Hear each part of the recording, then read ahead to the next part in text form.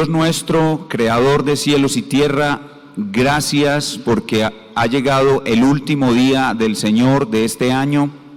Tu diestra nos ha sostenido de manera magnífica y nos ha bendecido grandemente. Es nuestro deseo hoy adorarte con todo el corazón, mostrarte nuestro amor, respeto, reverencia y honor desde lo más profundo del ser, con cánticos, oraciones, lectura bíblica, exposición de la palabra y ofrendas materiales.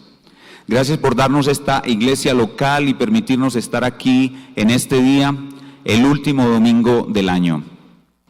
Nuestra oración es para que todas las naciones de la tierra, todos los lugares de la tierra donde no hay un culto de adoración bíblico como el que tendremos hoy acá, muy pronto tengan personas salvadas y maestros que enseñen tu palabra y dirijan la iglesia en la adoración pública bíblicamente ordenada. Nuestro deseo es que las iglesias del Señor Jesucristo, que no conocen bien qué es una iglesia bíblica, ni conocen bien la sana doctrina, la conozcan. Nuestro deseo es que el mundo realmente conozca, muchas personas de toda nación, tribu, pueblo y lengua conozcan a Cristo y Cristo sea pronto coronado Rey de las naciones.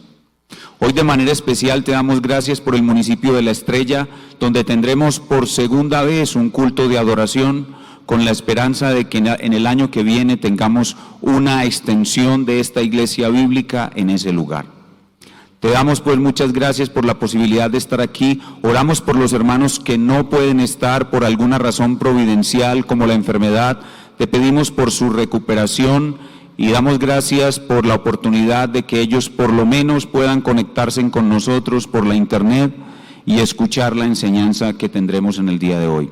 Tu bendición sea con nuestros pastores maestros esta mañana, nuestro hermano el pastor Sergio en su clase bíblica, nuestro hermano el pastor Julio en la predicación, la dirección del culto, el canto congregacional, la ofrenda material y todo lo que hagamos sea agradable a ti por los méritos del Señor Jesucristo en cuyo nombre oramos. Ahora vamos a nuestro texto, vamos a leer el texto, a explicar el texto y a aplicar el texto a nuestras vidas con la unción de tu Espíritu en el nombre del Señor Jesús. Amén.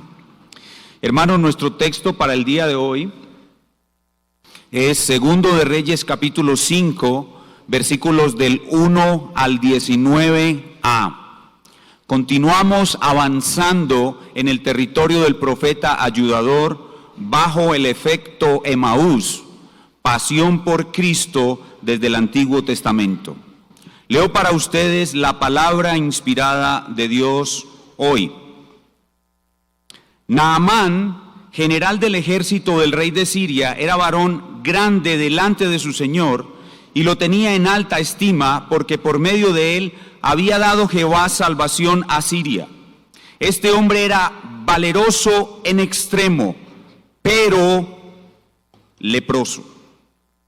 Y de Siria habían salido bandas armadas y habían llevado cautiva de la tierra de Israel a una muchacha, la cual servía a la mujer de Naamán. Esta dijo a su señora: si rogase mi señor al profeta que está en Samaria, él lo sanaría de su lepra. Entrando Naamán a su señor, le relató diciendo: así y así ha dicho una muchacha que es de la tierra de Israel.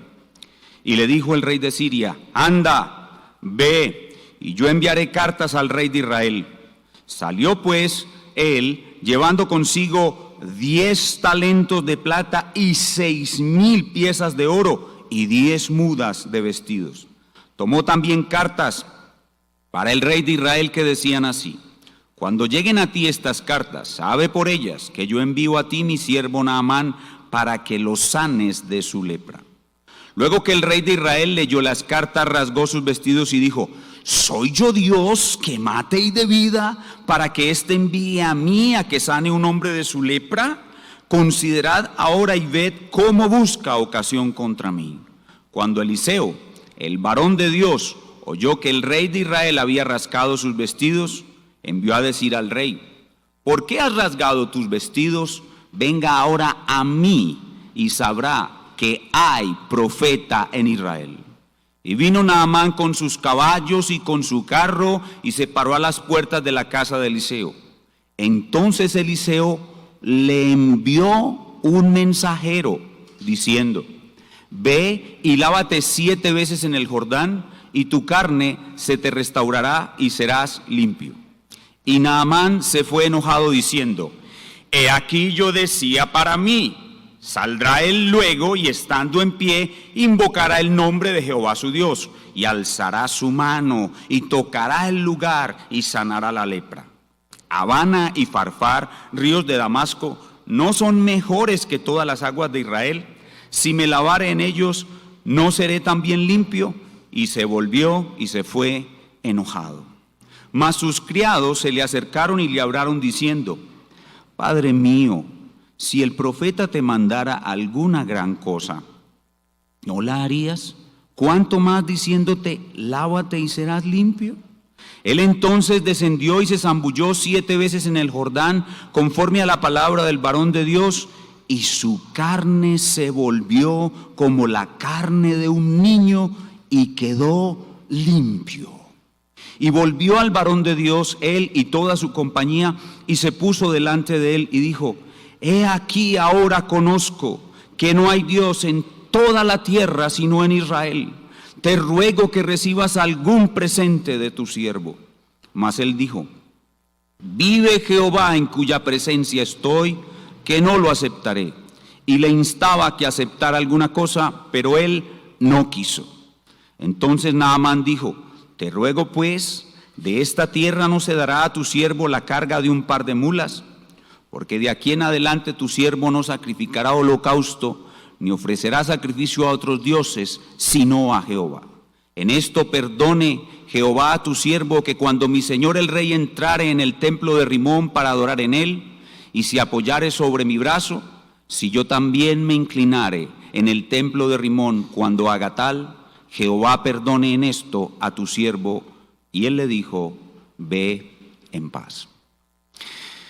Hemos visto que el profeta ayudador es puesto por Dios para ayudar al remanente de su pueblo Israel en toda clase de aflicciones. Pero hoy veremos que su acción ayudadora y salvadora se extiende internacionalmente a personas que no son israelitas, extranjeros, incircuncisos, perros, como ellos los llamaban despectivamente, y creían equivocadamente que la salvación no era para extranjeros. Ese es el caso de nuestro texto: un gran guerrero incircunciso que es salvado de la lepra y del infierno por el profeta ayudador. En vez de salvar Dios a los ciudadanos de su pueblo, Dios salva a un extranjero, y esta es una forma de castigo para el Israel apóstata. Cuando Dios se enoja con Israel, envía su salvación a extranjeros. Cuando Dios se enoja con Israel, envía su salvación a extranjeros. Eso es lo que vemos en Lucas capítulo 4, verso 27, donde el Señor Jesús cita este texto, y Romanos capítulo 11, versículo 11, capítulo en el cual el apóstol Pablo termina exaltando la grandeza de la sabiduría de Dios. Cuando Dios se enoja con su pueblo, envía su salvación a los extranjeros. Pero este no es el único caso en el Antiguo Testamento de extranjeros salvados. Está Job, Melquisedec, Rahab, Ruth, Nabucodonosor. El plan de Dios siempre fue salvar a muchos que no son ciudadanos de Israel. Hermanos, su gracia es internacional, como enseña el Salmo 67. Te alaben los pueblos, oh Dios, todos los pueblos te alaben. El tema de nuestro pasaje es, pues, los extranjeros y la salvación del Dios de Israel para ellos por medio del profeta ayudador. Y el título que le hemos dado a nuestra clase es Lo internacional del profeta ayudador. Lo internacional del profeta ayudador. Y nuestra escena, nuestro drama, nuestra historia se desarrolla en 3 escenas. En primer lugar, Dios muestra la lejanía entre el extranjero y el profeta ayudador, en el versículo 1. En segundo lugar, Dios acerca al extranjero al profeta ayudador, los versículos 2 al 8. Y en tercer lugar, Dios salva al extranjero por el profeta ayudador en los versículos 9 al 19a. Estamos ubicados en la máquina del tiempo en el año 850 a.C. aproximadamente. Pero viajaremos como siempre al siglo I para ver a Cristo y luego al siglo XXI para aplicar este hermoso pasaje a nuestras vidas. Veamos en primer lugar cómo Dios muestra la lejanía. Esto es un asunto de lejanía, luego acercamiento y luego salvación. Dios muestra primero la lejanía entre el extranjero y el profeta ayudador. Veamos el verso 1. Dice: Naamán, general del ejército del rey de Siria, era varón grande delante de su señor y lo tenía en alta estima, porque por medio de él había dado Jehová salvación a Siria. Este hombre era valeroso en extremo, pero leproso. El pasaje comienza describiendo a Naamán como alguien grande, un guerrero de alto rango, extranjero, sirio y por lo tanto enemigo de Israel. Y hay una frase en este primer versículo que debe haber sido bastante molesta para todos los judíos exclusivistas, es decir, que aborrecían a los extranjeros de todas las épocas. El texto decía: Jehová había dado salvación a Siria por medio de él. ¿Cómo? ¿Jehová preocupado por otras naciones? Sí. Jehová en todas las naciones tiene extranjeros a quienes él ha elegido y los bendice aún antes de salvarlos. Por eso Naamán era grande a los ojos de su Señor y de su pueblo. Pero, y aparece este pero, y toda la gloria antes del pero queda valiendo nada después del pero. Pero leproso. Ser leproso era la peor condición en Israel. Es sinónimo de estar en pecado, siendo castigado bajo la ira de Dios, camino hacia el infierno, una enfermedad terrible y solo curable por Dios mismo, el Dios de Israel. Imposible para este extranjero acercarse a la antigua nación de Dios, porque incluso probablemente el mismo Naamán aborrecía a Israel y a su Dios y quería destruirlos. Pero aquí aparece otro pero. Pero Dios sabe cómo acercar al profeta ayudador a aquellos extranjeros que él soberanamente ha elegido para salvarlos. Y para ello usa la sabiduría de Dios en el uso del bien y el mal. La sabiduría de Dios en el uso del bien y el mal acerca al extranjero, al profeta ayudador. Y ese es nuestro segundo punto. El primer punto es una lejanía, una distancia. El segundo punto es un acercamiento. Dios acerca al extranjero al profeta ayudador, versículos 2 y 3. Y de Siria habían salido bandas armadas, probablemente los mismos soldados bajo el gobierno de Naamán, y habían llevado cautiva de la tierra de Israel a una muchacha, una jovencita, la cual servía esclava, era esclava a la mujer de Naamán. Esta dijo a su señora, a su ama: si rogase mi señor al profeta que está en Samaria, él lo sanaría de su lepra. Miren, hermanos, algo que hemos visto una y otra vez: la sabiduría de Dios en el uso del bien y el mal. Dios usa un secuestro de una muchacha para salvar a este gran guerrero. Un secuestro de una muchacha insignificante, de una esclava, es el instrumento usado por Dios para salvar a este guerrero. Pero piensen en la muchacha, piensen en el dolor de esta joven y de su familia al padecer este secuestro. Lo que fue una tragedia para esta joven creyente y su familia, le representó a esta jovencita ser el instrumento de Dios para acercar al guerrero, al profeta ayudador. Esto lo vimos en la clase pasada. Lo que es un castigo para los incrédulos es una bendición para los creyentes. Lo que es un castigo para los incrédulos, incursión de bandas armadas, secuestro de una creyente, esa aflicción tan severa, es para esta joven creyente una gran bendición. Pueden ver ustedes la sabiduría de Dios en el uso del bien y el mal. Yo oro al Señor que podamos verla y aplicarla a nuestras vidas. Esta joven secuestrada hizo algo imposible. Ella amó a su enemigo. Esta joven antiguo testamentaria era más evangélica que cualquiera de nosotros. Ella hizo lo imposible, amó a su enemigo. Imagínensela. Ella llegó a la casa de Naamán para ser esclava, comenzó a trabajar en sus oficios y a vivir una vida normal, con gran dolor, con gran aflicción, pero ahora esa es su nueva vida. Y de pronto se da cuenta que su amo, el señor de la casa, es leproso y siente una profunda compasión por él. Y su único deseo era hacerle el bien. No, ella no dijo, se lo tiene merecido este tirano opresor, que Jehová destruya no solo tu cuerpo, sino tu alma en el infierno. No, esta jovencita, repito, más evangélica, más reformada que cualquiera de nosotros, amó a su enemigo y quiso hacerle bien. Y lo que hizo fue predicarle el evangelio.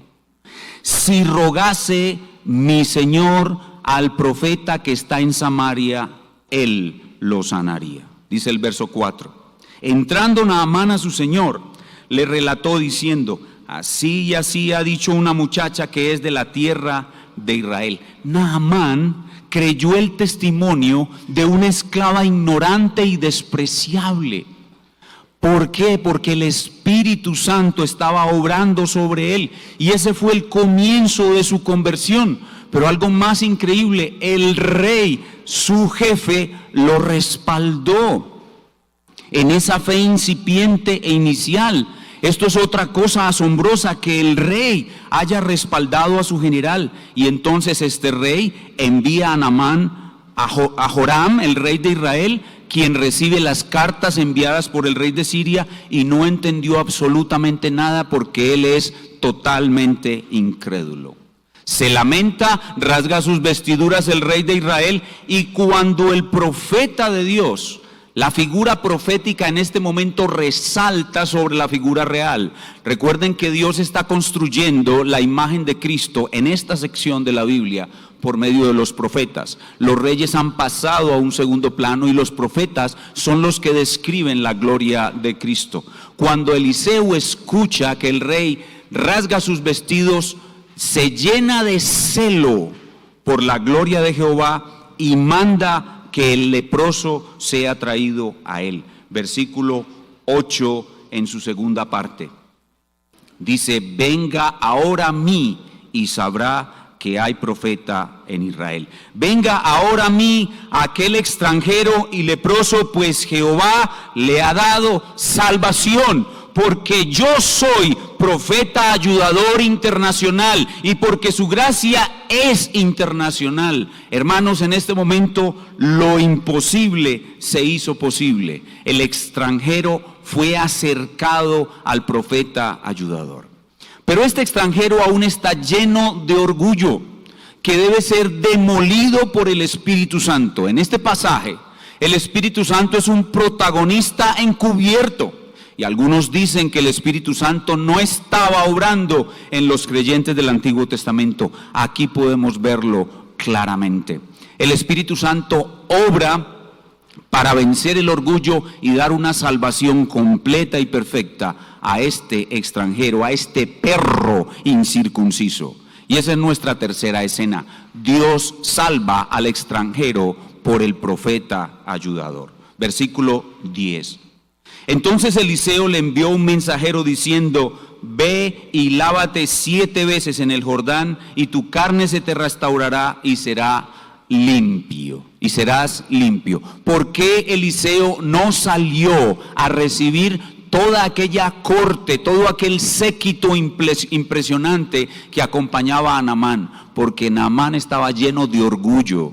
Y por eso Eliseo ni siquiera sale a verlo, sino que le envía un mensajero, un predicador, un evangélico, para que le predique el evangelio y le diga: ve y sumérgete 7 veces en el Jordán.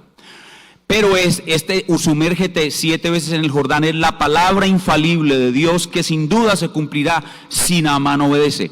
Pero Naamán está todavía lleno de orgullo, y el Espíritu Santo debe destruir ese orgullo. Versículos 11 y 12.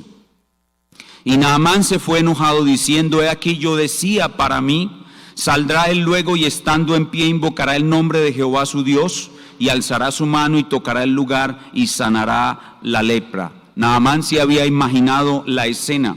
Habana y Farfar, ríos de Damasco, ¿no son mejores que todas las aguas de Israel? Aquí está el orgullo punta de diamante, actuando poderosamente en este hombre. Si me lavare en ellos, ¿no seré también limpio? Y se volvió y se fue enojado. Pero ahora el Espíritu Santo ataca este orgullo, lo vence y usa de nuevo a personas humildes. Utilizó a una joven insignificante para predicarle primero el evangelio, y ahora utiliza a sus propios esclavos, otras personas insignificantes, para vencer su orgullo. Verso 13.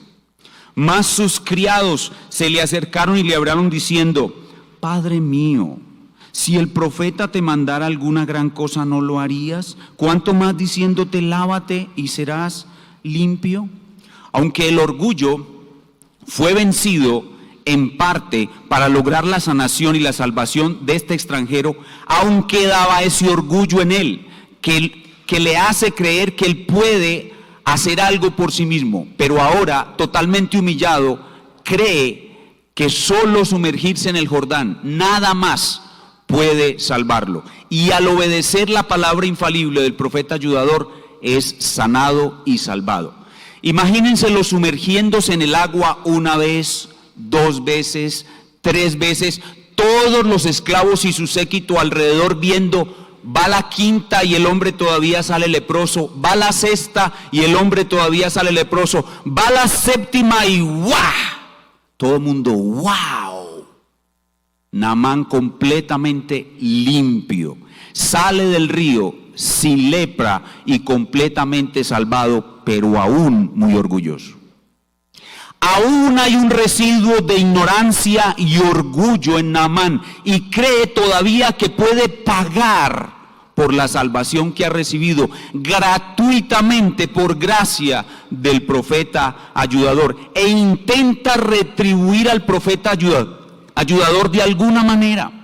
Pero el profeta ayudador no recibe ni un centavo para mostrar que la salvación es gratuita, y ejerce aún más humillación sobre él. Ejerce aún más humillación sobre él para limpiarlo completamente de su orgullo. Versículos 15 y 16. Y volvió al varón de Dios, él y toda su compañía, y se puso delante de él y dijo: he aquí, ahora conozco que no hay Dios en toda la tierra sino en Israel. He aquí un idólatra vuelto al verdadero Dios. Te ruego que recibas algún presente de tu siervo. Mas él dijo: vive Jehová, en cuya presencia estoy, que la gracia es absolutamente gratuita, no lo aceptaré. Y le instaba que aceptara alguna cosa. Estaba en juego la naturaleza de la gracia como absoluto regalo de Dios. No quiso aceptarlo. Qué grande es este profeta ayudador. Él tenía realmente un corazón unificado, un corazón insobornable, un corazón fiel. Su alejamiento de lo terrenal lo coloca en un lugar muy alto en el reino de Dios.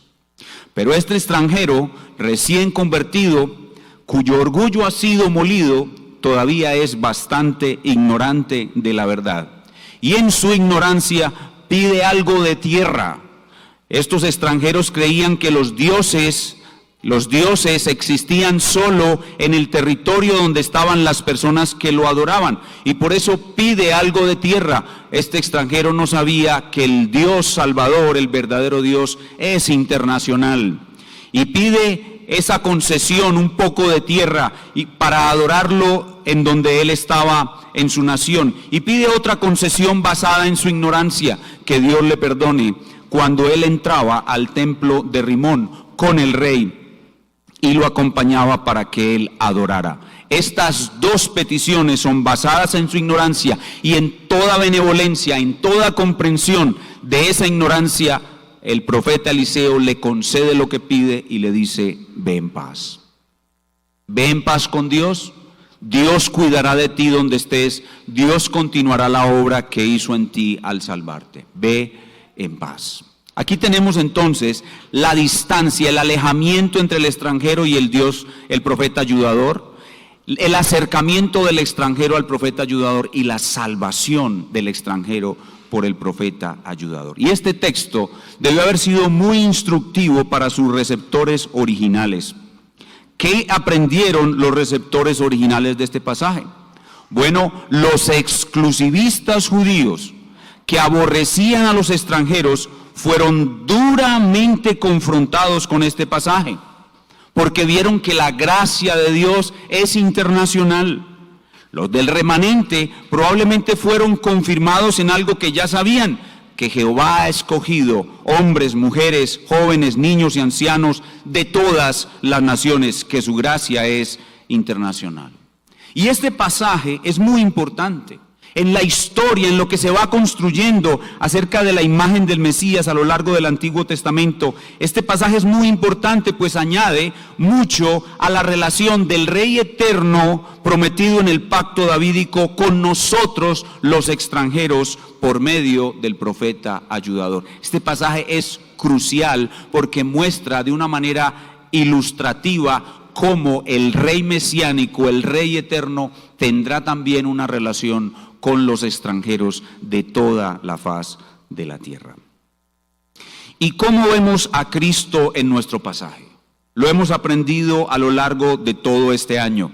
Cristo es el profeta ayudador.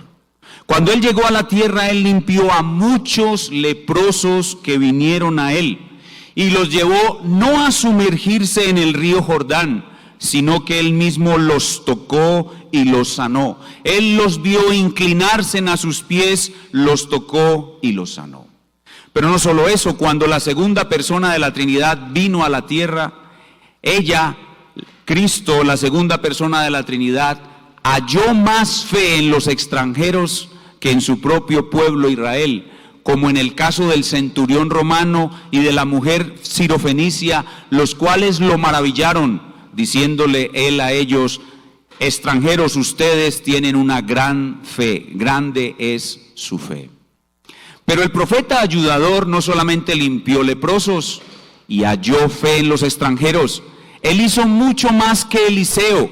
No solo sanó y salvó extranjeros, sino, y esto es lo más importante en el desarrollo histórico de la redención, cuando tomamos este pasaje y lo avanzamos a lo largo de toda la historia de la redención, nos damos cuenta que Jesús, el profeta ayudador, hizo algo mucho más grande que Eliseo, el profeta ayudador. Él, de los dos pueblos, extranjeros e israelitas, hizo un solo y nuevo pueblo. Él los tomó los extranjeros y tomó los israelitas que había escogido y los unió en un solo pueblo totalmente nuevo, que no es una mezcla de judaísmo y cristianismo como los judaizantes de nuestro tiempo nos quieren hacer creer. No, esta unión entre israelitas y judíos, entre israelitas y extranjeros, que forman un nuevo pueblo de Dios, es una nueva entidad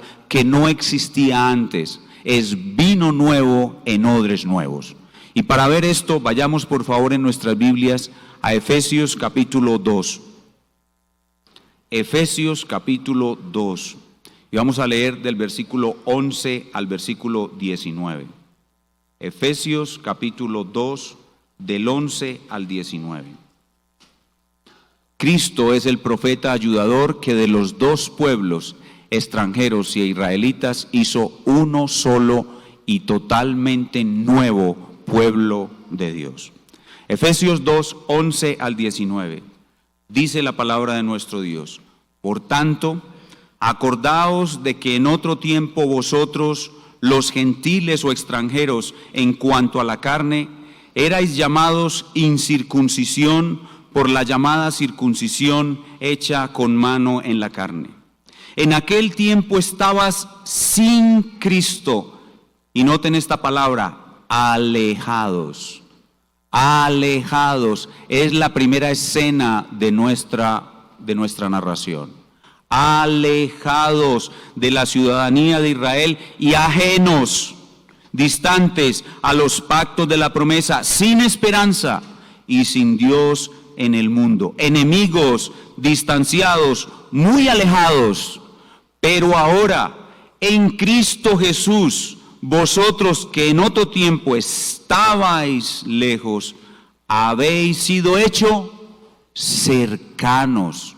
Acercamiento. Dios acercó a los extranjeros al profeta ayudador. Habéis sido hechos cercanos por la sangre de Cristo, porque Él es nuestra paz, que de ambos pueblos hizo uno. No es un judaísmo matizado con cristianismo, no es un cristianismo matizado con judaísmo, es un pueblo totalmente nuevo, uno formado de la unión de los escogidos de ambas partes, derribando la pared intermedia de separación, aboliendo en su carne las enemistades.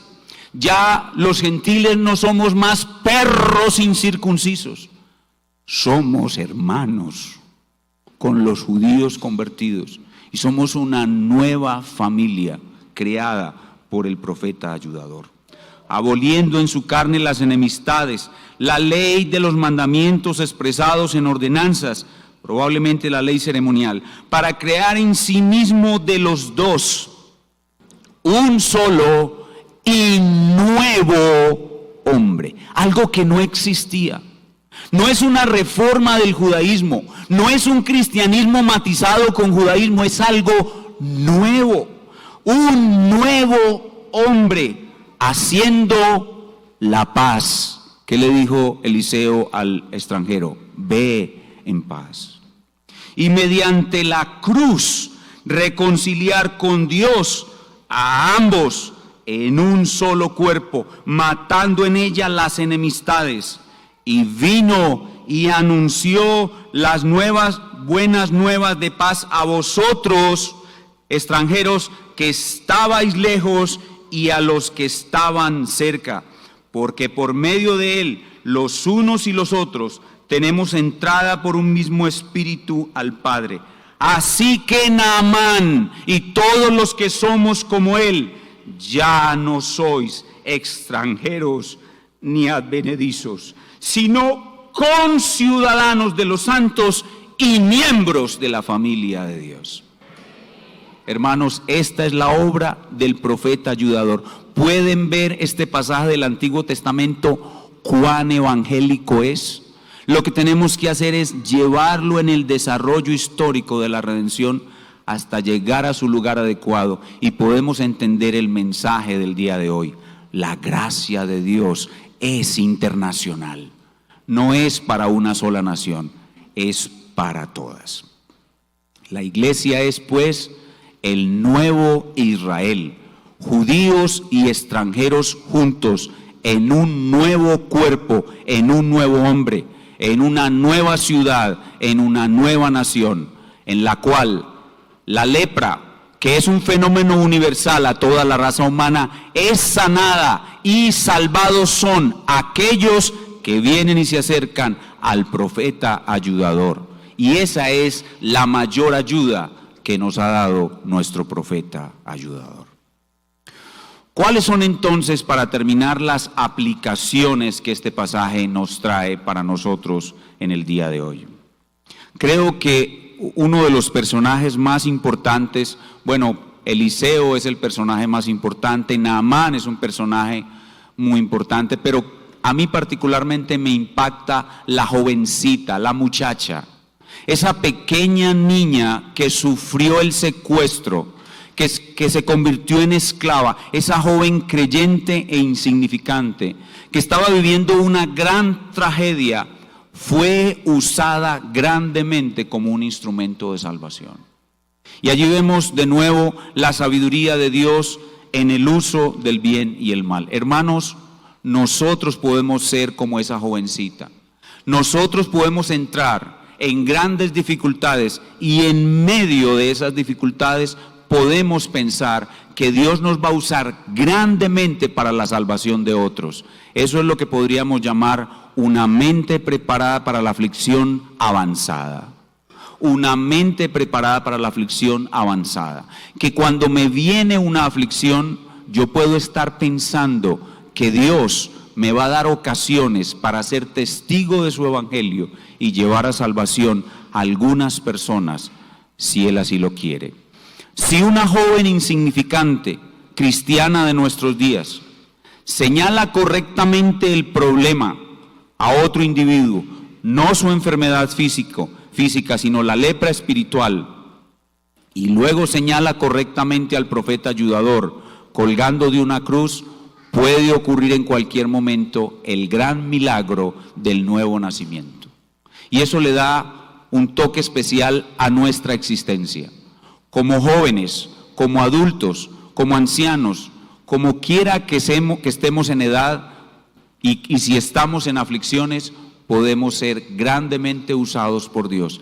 Creamos que Dios nos mueve para que ayudemos a otros, aún en grandes tragedias, y atrevámonos a hablar el evangelio, a señalar la lepra adecuadamente, a señalar la cruz adecuadamente, y esperemos que Dios haga el milagro de nuevo nacimiento en las personas que queremos ayudar. Este pasaje, hermanos, es una invitación al evangelismo. Este pasaje es una invitación a las misiones. Iglesia, debemos anhelar las misiones. Si la gracia de Dios es internacional, la Iglesia Bautista Reformada, la gracia de Dios, debe ser internacional y todos debemos anhelar eso. Todos debemos tener eso en el corazón. Hay una diferencia entre nosotros y el pasaje. Antes, el extranjero tenía que venir al antiguo Israel. Ahora el nuevo Israel es el que tiene que ir a los extranjeros. Como está escrito, id y haced discípulos a todas las naciones. Este pasaje es una invitación al evangelismo y las misiones. Eso debe ser un anhelo para nosotros. Debemos dejar de vivir centrados en nosotros mismos, pensando en nuestra propia vida y en nuestro propio bienestar, y debemos proyectarnos a las naciones anhelando de todo corazón que muchos sean salvados entre los extranjeros que han sido elegidos. Pero una segunda aplicación que opera mucho más para nosotros en nuestro proceso de santificación es lo que vemos en la persona recién convertida. Naamán, el recién convertido, tenía todavía mucho orgullo y mucha ignorancia. Todavía intentaba pagar su salvación y estaba tratando de hacer cosas que eran fruto de la ignorancia.